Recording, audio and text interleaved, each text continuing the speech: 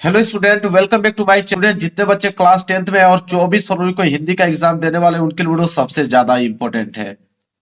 आज मैं आप लोगों को हिंदी का एक ऐसा वायरल पेपर बताने वाला हूं जो कि 100% आपके एग्जाम में 24 फरवरी को पूछा जाएगा।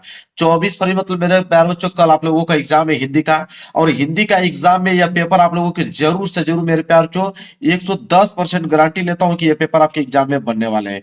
कोड है 801, यची कोड है। बहुत सारे बच्चों का कमेंट था कि सर इसको बोर्ड एग्जाम की कॉपी पे लिख के लेकर आइए। ठीक है, क्योंकि हमें बोर्ड एग्जाम की कॉपी पे लिखना है। तो बिल्कुल जिस प्रकार टॉपर लिखता है उस प्रकार मैं लिख के लेकर बोर्ड एग्जाम की कॉपी पे पूरा का पूरा सोल्यूशन लेकर आया हूँ। साथ ही साथ ओ एम आर पे जो ऑब्जेक्टिव क्वेश्चन करना है, साथ ही साथ ओ एम आर भी लेकर आया हूँ। एक प्रश्न नहीं छोड़ूंगा। और हिंदी में 95% बिल्कुल आप लोगों का फिक्स हो जाएगा।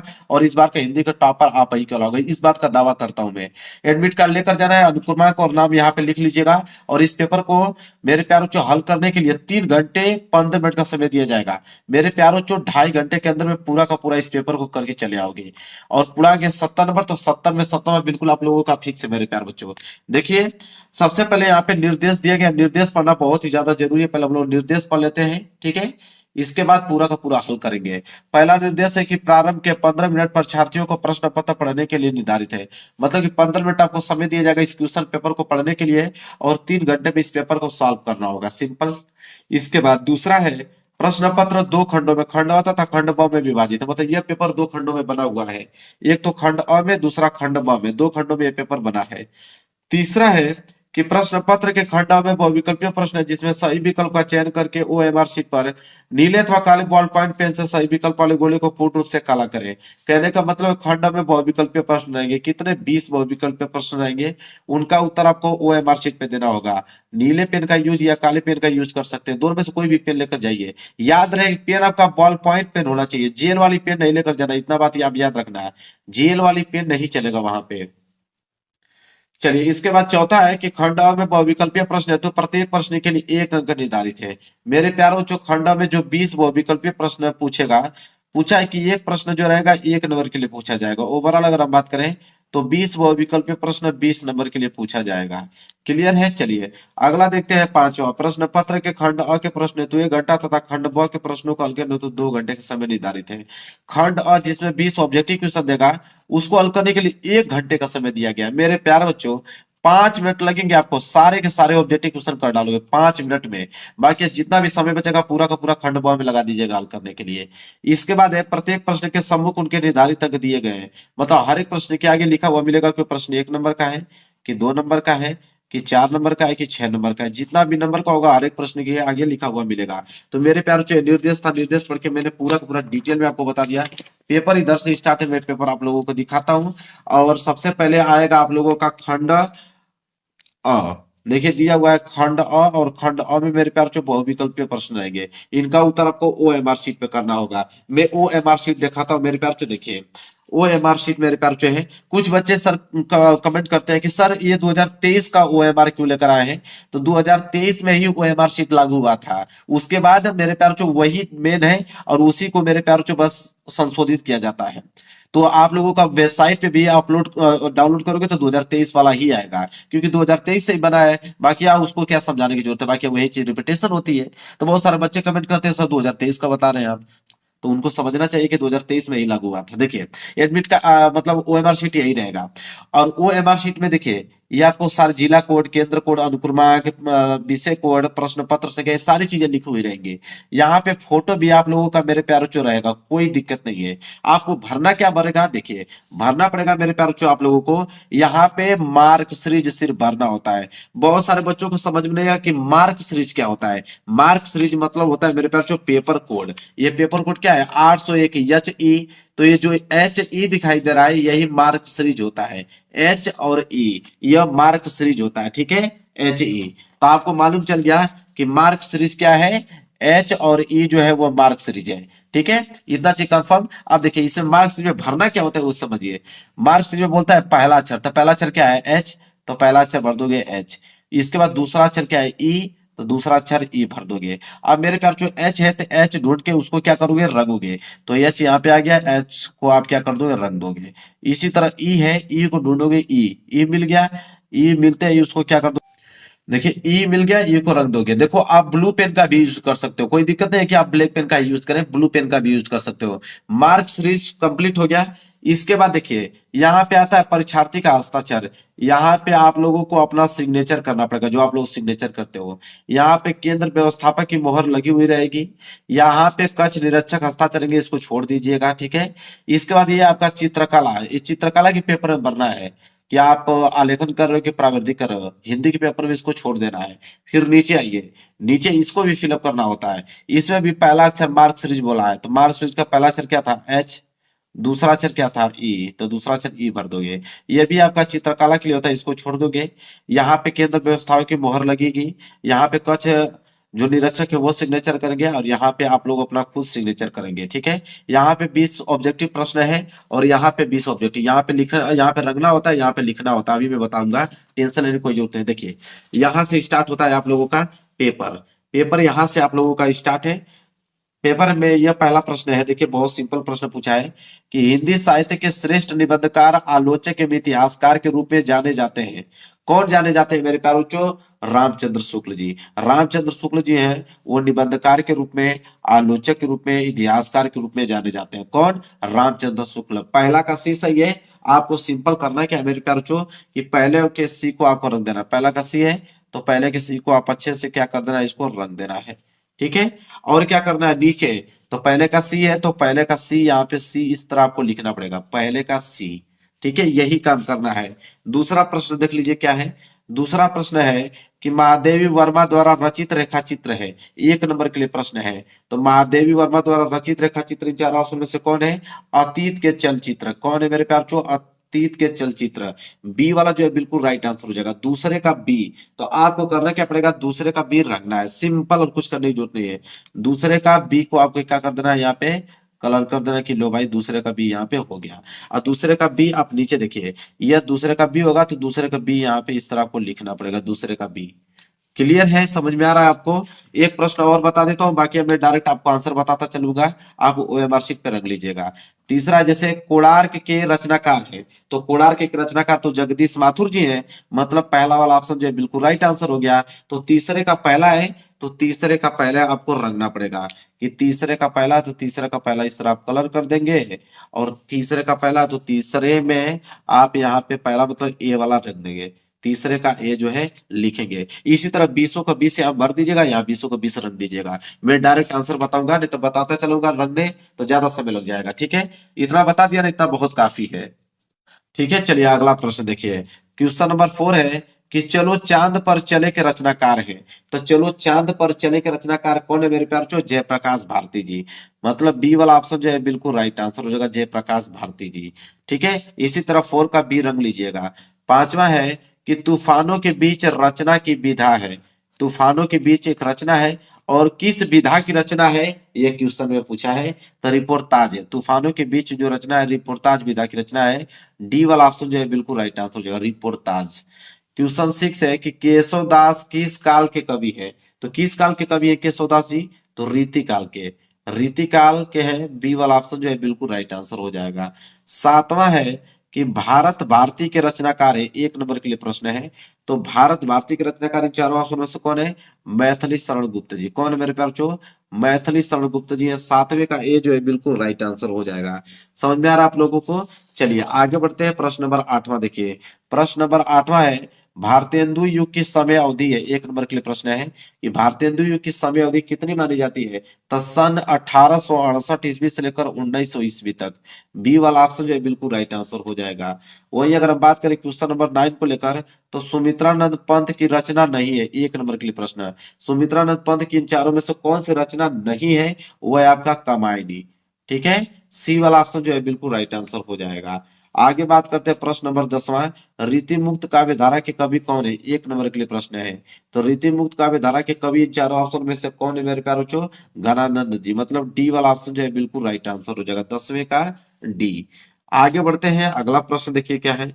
अगला प्रश्न है प्रश्न नंबर 11 कि हाँ रघुनंदन प्रेम परिते, तुम बिन जियत बहुत दिन बीते। उपयुक्त पंक्ति में प्रयुक्त रस है, मतलब इस पंक्ति में किस रस का प्रयोग किया गया है। 1 नंबर के लिए भी प्रश्न है। तो इसमें जो है मेरे प्यार जो करुण रस का प्रयोग किया गया है, इसलिए सी वाला ऑप्शन जो है बिल्कुल राइट आंसर हो जाएगा। आगे बढ़ते हैं क्वेश्चन नंबर 12।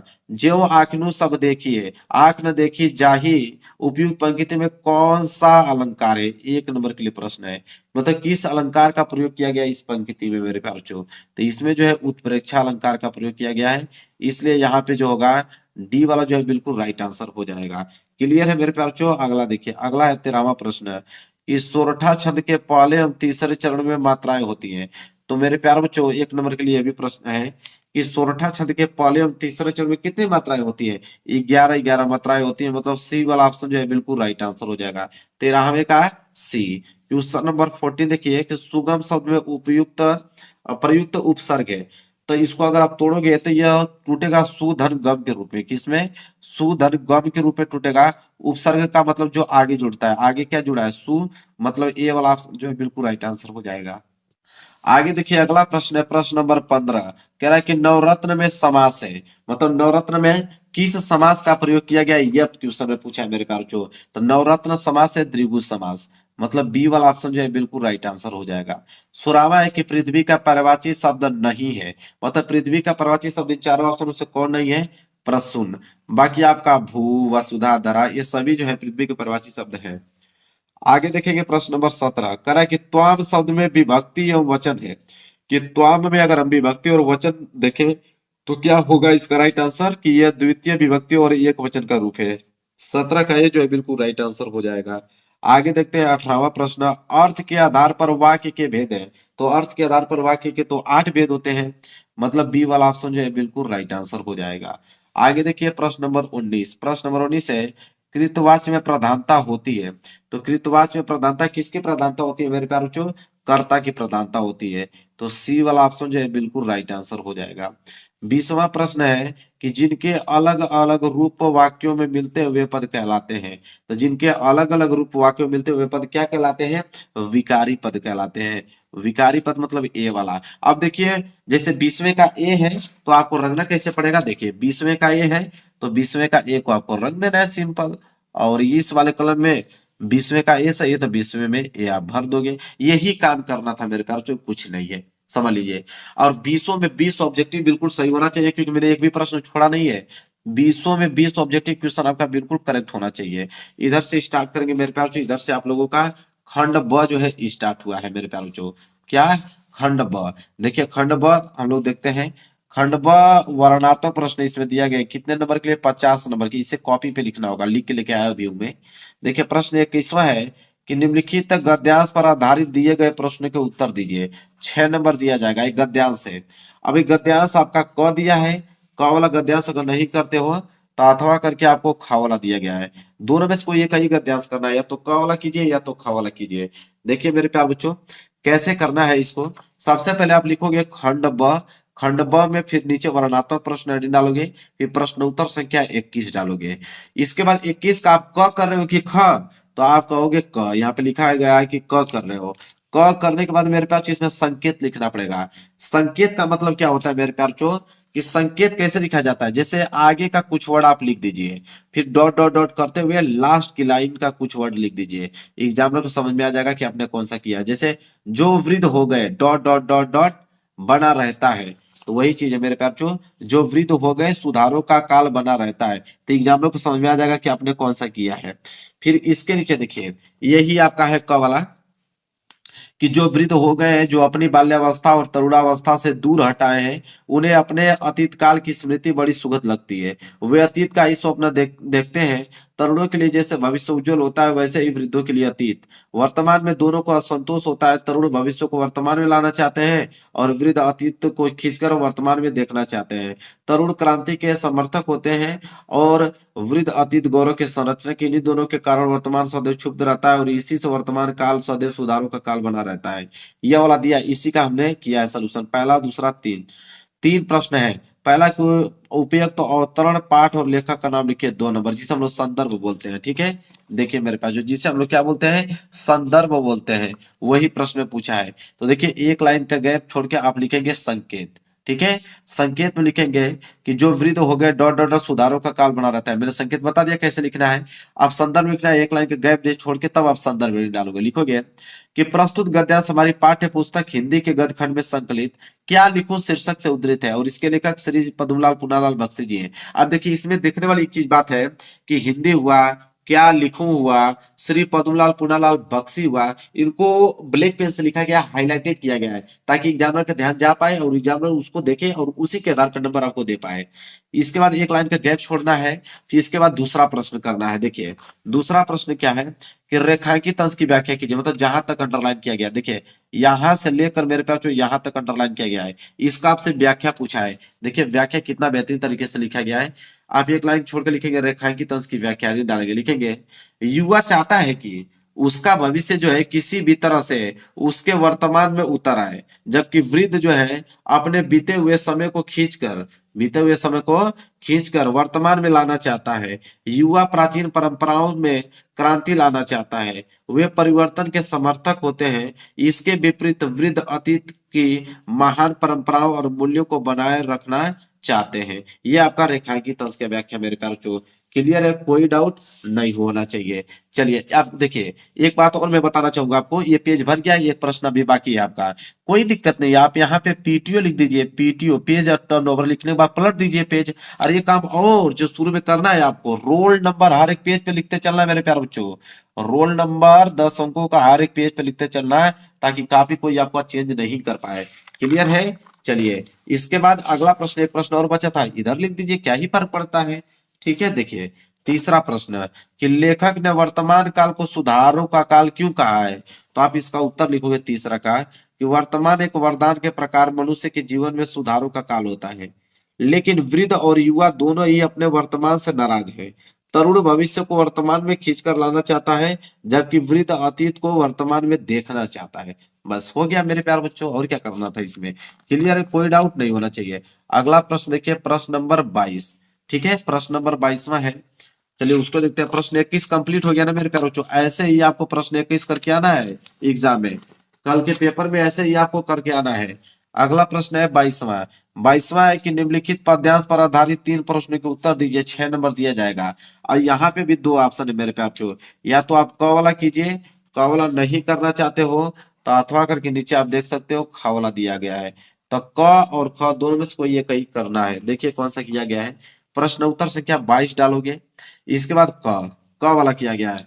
अब क वाला कर लिए हो, लेकिन इसके बाद भी संकेत लिखना पड़ेगा कि मैया हो न चरय हो गाई, मारता ताही रिगाई। इसका मतलब होता है कि मैया न हो चरयो गाई, मतलब आपने पहली लाइन लिख के डॉट डॉट करते करते तिही रिगाई। इससे एग्जामिनर को समझ में आ जाएगा कि आपने कौन सा यहाँ पे पद्यांश किया हुआ है। फिर उसके नीचे 3 प्रश्न है, पहला दूसरा तीसरा। इन तीनों प्रश्नों के उत्तर देना। पहला है कि उपयुक्त पद्यांश का संदर्भ लिखिए, 2 नंबर मिलेगा।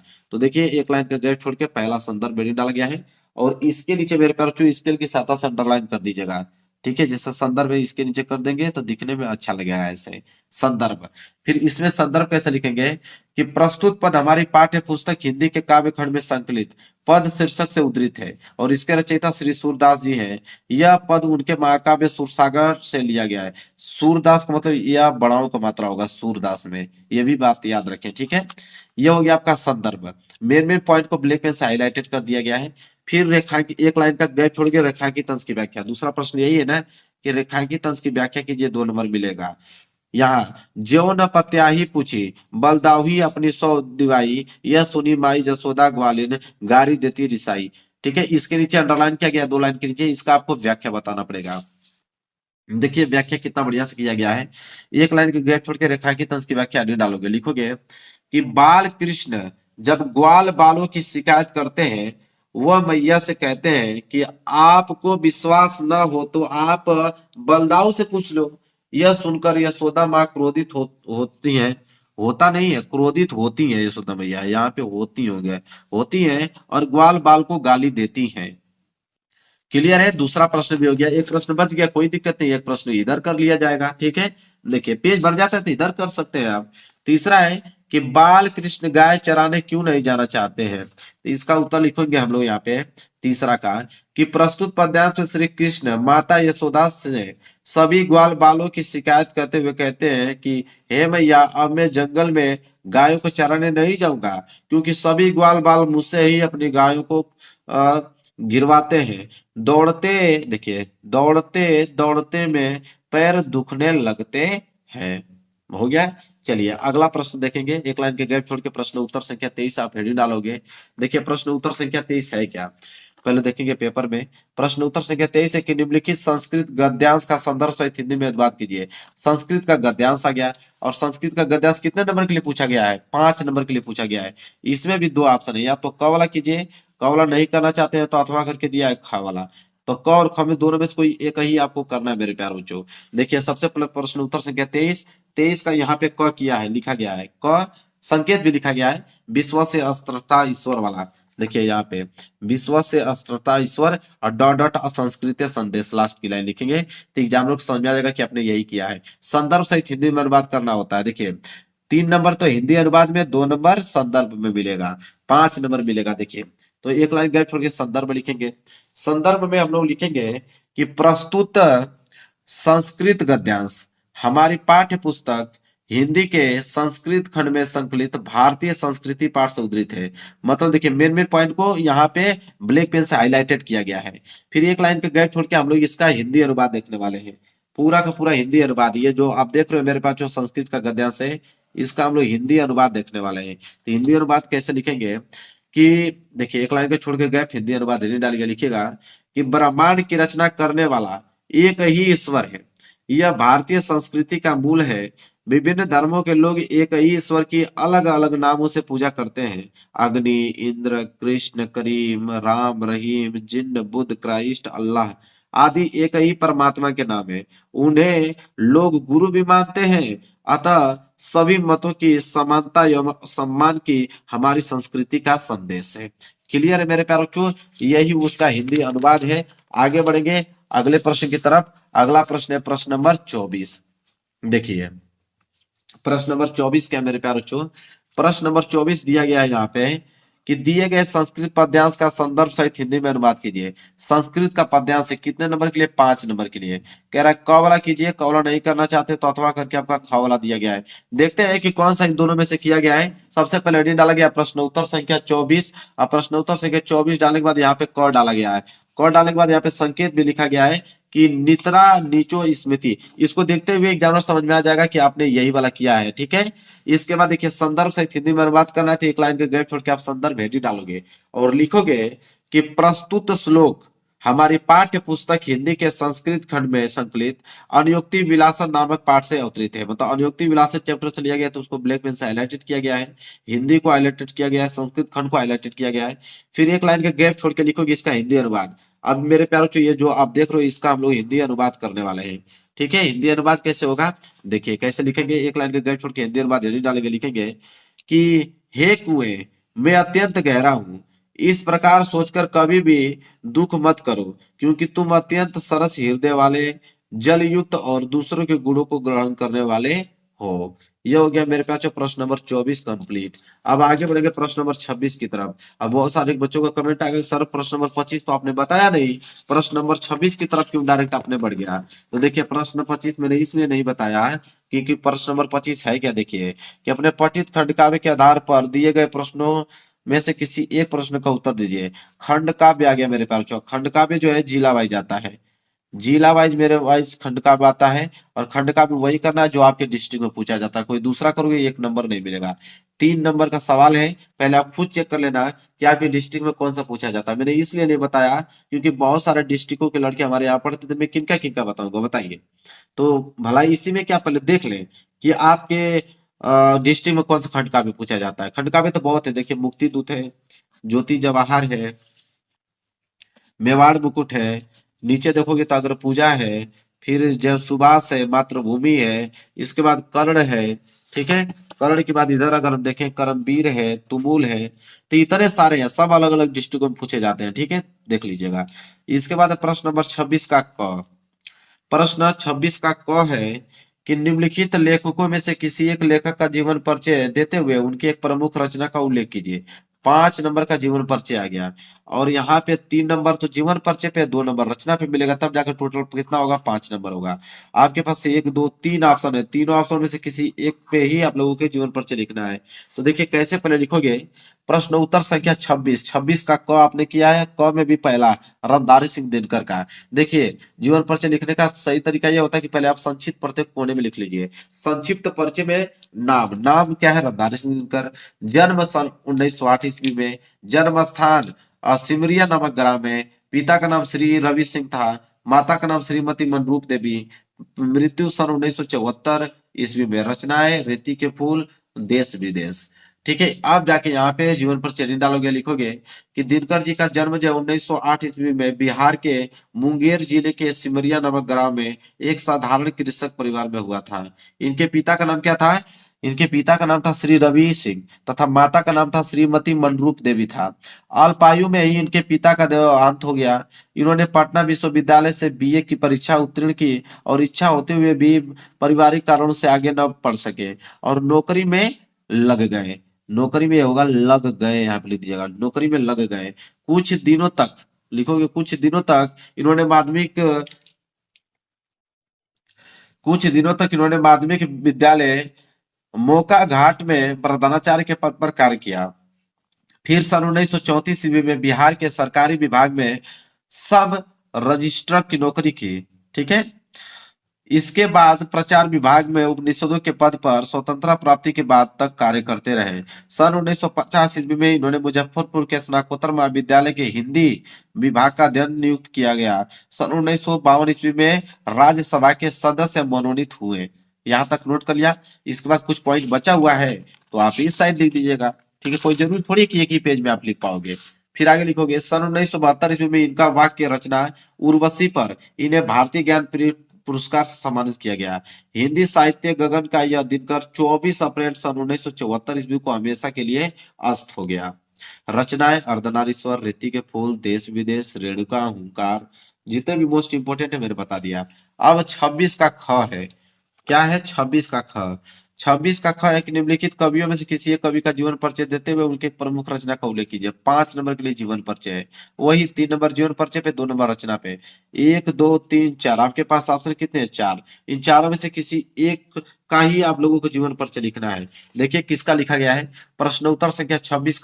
देखिए प्रश्न उत्तर संख्या 26 का ख सुभद्रा कुमारी चौहान जी का किया गया है। बिल्कुल सही है। सबसे पहले संक्षिप्त परिचय लिखोगे, नाम में लिखोगे सुभद्रा कुमारी चौहान। जन्म सन 1904 ईस्वी में। जन्म स्थान निहालपुर गांव। पिता का नाम रामनाथ सिंह। मृत्यु सन 1948 ईस्वी में। रचनाएं मुकुल, बिखरे मोती, ठीक है, काम लगा दीजिएगा, बिखरे मोती, सीधे साधे। ठीक है, इनकी महत्वपूर्ण रचनाएं हैं। इसके बाद जीवन पर चेहरे डालोगे, लिखना चालू करोगे। कैसे लिखोगे, देखिए कि सुभद्रा कुमारी चौहान का जन्म सन 1904 ईस्वी में इलाहाबाद जिले के निहालपुर गांव में हुआ था। इनके पिता का नाम रामनाथ सिंह था। इनकी प्रारंभिक शिक्षा इलाहाबाद में हुई। इनका विवाह 15 वर्ष की आयु में खंडवा निवास ठाकुर लक्ष्मण सिंह के साथ हो गया। विवाह के बाद इनके जीवन में नया मोड़ आया। गांधी जी के आंदोलन का इनके ऊपर गहरा प्रभाव पड़ा। उनसे प्रेरित होकर यह राष्ट्र प्रेम की कविताएं लिखने लगी। ये देखिए लिखने लगी। इसके बाद ये पेज भर गया, कोई दिक्कत नहीं, इधर लिख दीजिए, लिखने लगे। इन्होंने राष्ट्र के युवक युवतियों में देश प्रेम की भावना जगा दी। यह सरल हृदय महिला थी। इनका जीवन बड़ा ही सहज और असाधारण था। इनकी विचारधारा पूर्णतः राष्ट्रीय थी। वह मध्य प्रदेश विधानसभा की सदस्य चुनी गई। सन 1948 में वाहन दुर्घटना के कारण इनकी मृत्यु हो गई। प्रमुख रचनाएं मुकुल, बिखरे मोती, सीधे साधे चित्र, झांसी की रानी, ठीक है, उन्मादिनी। इसके बाद त्रिधारा। बहुत सारा मैंने लिख दिया, आपको तो 2 ही लिखना है। चलिए इसके बाद प्रश्न उत्तर 27। देखिए प्रश्न उत्तर 27 है क्या, प्रश्न उत्तर 27 है कि अपने पाठ्य पुस्तक में से कंठस्थ कोई एक श्लोक लिखिए जो इस प्रश्न पत्र में न आया हो। प्रश्न 27 है, श्लोक लिखना है जो इस पेपर में न आया हो। तो आप डालोगे प्रश्न उत्तर संख्या 27 लिखोगे, सर्वे भवन्तु सुखिनम सर्वे सन्तु निरामया सर्वे भद्राणि पश्यन्तु मा कश्चित् दुर्भाग् भवेत्। 2 लाइन का बस आपने पोयम लिखा, 2 नंबर एग्जामिनर आपको दे देगा। इसके बाद आइए इधर, अगला प्रश्न है प्रश्न नंबर 28। देखिए मेरे प्यारों, प्रश्न नंबर 28 है क्या, चलिए देखते हैं। प्रश्न नंबर 28 मेरे प्यारों यहाँ पे ये दिया गया है कि अपने नगर और स्थान के आसपास मोहल्ले की नालियों की समुचित सफाई के लिए नगर जनपद के स्वास्थ्य अधिकारी को पत्र लिखे 4 नंबर। अगर ये नहीं करना चाहते हैं तो अथवा करके दिया है कि अपने विद्यालय के प्रधानाचार्य को छात्रवृत्ति के लिए एक आवेदन पत्र लिखे। दोनों में से कोई एक ही करना है। तो यहाँ डाला गया प्रश्न उत्तर संख्या 28। अपने निवास स्थान के आसपास मोहल्ले की नलियों की समुचित सफाई के लिए नगर जनपद के स्वास्थ्य अधिकारी को पत्र लिखे। बिल्कुल सही। कैसे लिखना है? सेवा में, फिर आप लगाओगे कामा, श्रीमान स्वास्थ्य अधिकारी, ठीक है, इसका ब्लू पेन से लिखना है। फिर इसके बाद ब्लैक पेन से आपको क्या करना है, यहाँ पे विषय हेडिंग डालनी है, लिखोगे मोहल्ले की सफाई हेतु आवेदन पत्र, फिर यहाँ पे महोदय लिखोगे और लिखोगे मेरे प्यारे बच्चों इसमें कि सविनय निवेदन है कि दौलतगंज की नलियों में नियमानुसार सफाई उचित व्यवस्था न होने के कारण मच्छरों एवं मक्खियों का प्रकोप है। फलस्वरूप कॉलोनी के लोगों में बीमारी फैलने का भय है। अतः आपसे प्रार्थना है कि नालियों की सफाई की उचित व्यवस्था कराने एवं कीटनाशक दवाई का छिड़काव कराने की शीघ्र व्यवस्था करने की कृपया करें। इसके लिए हम सब आपके आभारी रहेंगे। धन्यवाद। यहाँ पे देखिए डेट कोई मेंशन कर लीजिएगा। भौदी में मेरे प्यार चो मनोहर लाल, ठीक है। एक याद रखिएगा कि अपना नाम मेंशन नहीं किया जाता है यहाँ पे, इस बात को नोटिस करना, नाम नहीं लिखा जाता। क ख ग घ लिख सकते हो। चलिए अगले प्रश्न देखते हैं, प्रश्न नंबर 29। अब देखिए प्रश्न नंबर 28 तो हो गया, प्रश्न नंबर 29 क्या है उसको देखते हैं। प्रश्न नंबर 29 मेरे प्यारे बच्चों यह है कि आप निम्नलिखित प्रश्नों में से किन्हीं 2 प्रश्नों के उत्तर संस्कृत में दीजिए। 2 नंबर दिया जाएगा। यहाँ पे ऑप्शन कितने मेरे प्यारे बच्चों? पहला, दूसरा, तीसरा, चौथा, 4 क्वेश्चन है। 4 क्वेश्चन में से किन्हीं 2 ही प्रश्नों का उत्तर संस्कृत में देना है। तो मैं एक पहले वाला का बता देता हूँ, 1 नंबर यहाँ से मिल जाएगा, फिर दूसरा का बता देता हूँ, 2 नंबर यहाँ से मिल जाएगा। तो यह है देखिए, पहले का भूमे गरुंतर माता अस्ति, और तीसरा का और दूसरे का हो जाएगा विद्या अभ्यासेन वर्धते। ठीक है, देखिए पहला और दूसरे का मैंने बता रखा है। फिर प्रश्न तीसरा है, निम्नलिखित विषयों में से किसी एक विषय पर निबंध लिखिए। निबंध है कितने नंबर के लिए मेरे पास? 7 नंबर के लिए निबंध है। यहाँ पे कितने है आपके पास? ऑप्शन 5। पांचों में से किसी एक विषय पर निबंध लिखना है। तो लिखा गया है प्रश्न उत्तर संख्या 30 और 5वां पे लिखा गया। 5वां मतलब नई शिक्षा नीति पे निबंध लिखा हुआ है, नई शिक्षा नीति पे। तो देखिए नई शिक्षा नीति पे आप कैसे लिखोगे, जल्दी से नोट कीजिए। सबसे पहले यहाँ पे प्रस्तावना, मेन हेडिंग है, पहली प्रस्तावना होनी चाहिए। यहाँ पे हेडिंग बना लीजिएगा स्केल की सहायता से। प्रस्तावना, प्रस्तावना में लिखोगे कि नई शिक्षा नीति भारत सरकार द्वारा 29 जुलाई 2020 की घोषित किया गया है। नई शिक्षा नीति शिक्षा के क्षेत्र में सरकार द्वारा की गई उत्कृष्ट पहल है। वर्ष 2030 तक इस नीति को पूर्ण रूप से लागू करने की आशा है। तो यहाँ पे लागू लिख दीजिएगा, लागू करने की आशा है। उचित बुनियादों शिक्षा प्राप्त करना भारतीय संविधान के अनुसार प्रत्येक व्यक्ति का जन्मसिद्ध अधिकार है। इतना आपको प्रस्तावना में लिखना है। दूसरी हेडिंग रहेगी मेरे प्यारे, जो नई शिक्षा नीति की विशेषताएं लिखोगे। नई शिक्षा नीति सीखने के लिए पुस्तकों का बोझ बढ़ाने के बजाय व्यवहारिक शिक्षा को बढ़ाने पर ज्यादा केंद्रित है। छात्रों के पाठ्यक्रम के विषयों, ठीक है, इसके बाद इधर लिखिएगा, विषयों के साथ साथ सीखने की इच्छा रखने वाले पाठ्यक्रम का चयन करने की भी स्वतंत्रता होगी। इस तरह से कौशल विकास को भी बढ़ावा मिलेगा। यह 10+2 सिस्टम को 5+3+3+4 संरचना के साथ बदल देता है, जिसमें 12 साल की स्कूली शिक्षा और 3 साल की प्री स्कूलिंग होती है इसमें। इसके बाद नई शिक्षा नीति का उद्देश्य अगली हेडिंग रहेगा। इसमें लिखोगे नई शिक्षा नीति का उद्देश्य में कि नई शिक्षा नीति का मुख्य उद्देश्य एक बच्चे को कुशल बनाने के साथ साथ जिस भी क्षेत्र में वह रुचि रखता है उसी क्षेत्र में उन्हें प्रशिक्षित करना है। इस तरह सीखने वाले अपने उद्देश्य और अपनी क्षमताओं को पता लगाने में सक्षम होते हैं। नई शिक्षा नीति में शिक्षक की शिक्षा और प्रशिक्षण प्रक्रियाओं के सुधार पर भी जोर दिया जाता है। लास्ट हेडिंग निष्कर्ष होगा या उपसंहार कह सकते हो। निष्कर्ष या उपसंहार दोनों बात एक ही है। लिखोगे निष्कर्ष में कि वर्तमान शिक्षा प्रणाली वर्ष 1986 की मौजूदा शिक्षा नीति में किए गए परिवर्तनों का परिणाम है। इसे शिक्षार्थी और देश के विकास को बढ़ावा देने के लिए लागू किया जाता है, लागू किया जाता है, यह होगा लागू किया जाता है। नई शिक्षा नीति बच्चों के समग्र विकास पर केंद्रित है। इस नीति के तहत वर्ष 2030 तक का अपने उद्देश्य को प्राप्त करने का लक्ष्य है। ये निष्कर्ष में हो गया। अब मेरे प्यारों बच्चों पूरा का पूरा सोल्यूशन मैंने इसका बता दिया, पूरा का पूरा सोल्यूशन, एक भी मेरे प्यारों बच्चों पॉइंट हमने छोड़ा नहीं है मेरे प्यारों बच्चों। अगर ये पेपर तैयार है तो कल के एग्जाम में 95% आप लोगों का बिल्कुल फिक्स है। अगर ये पेपर तैयार कर लेते हो तो कल के एग्जाम में 95% 100% आने वाले हैं।